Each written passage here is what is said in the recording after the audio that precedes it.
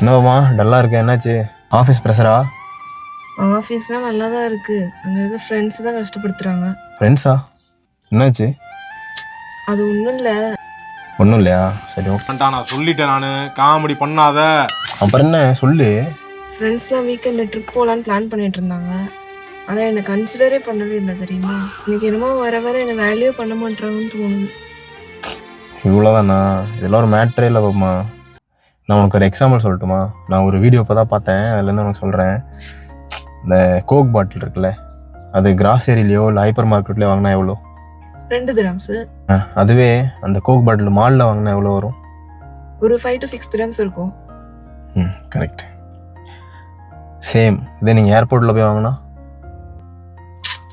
ஒரு 8 to 10 dirhams இருக்கும். Okay. ஃப்ளைட்டில் ஒரு 15 dirhams இருக்கும். இப்போ என்ன? இது நான் எதுக்கு கேட்டேன்னா, ஒரே ஒரு ப்ராடக்ட் தான், இடத்துக்கு ஏற்ற மாதிரி வேல்யூ சேஞ்ச் ஆகுது. ஸோ நீ ஒரு இடத்துல வேல்யூவாக இல்லை அப்படின்னு நீ ஃபீல் பண்ணுறன்னா, நீ அந்த இடத்துக்கு டிசர்வ் இல்லை, அவ்வளோதான். உன்னை மதிக்கிற, உன்னை வேல்யூ பண்ணுற நிறைய இடத்துல இருக்குது. நீ அதை ஃபோக்கஸ் பண்ணாலே போதும். தேவையில்லாமல் இதுக்கெல்லாம் கேட்டு நீ ஸ்ட்ரெஸ் ஆகாமா, ஃப்ரீயாக விடு, பார்த்துக்கலாம்.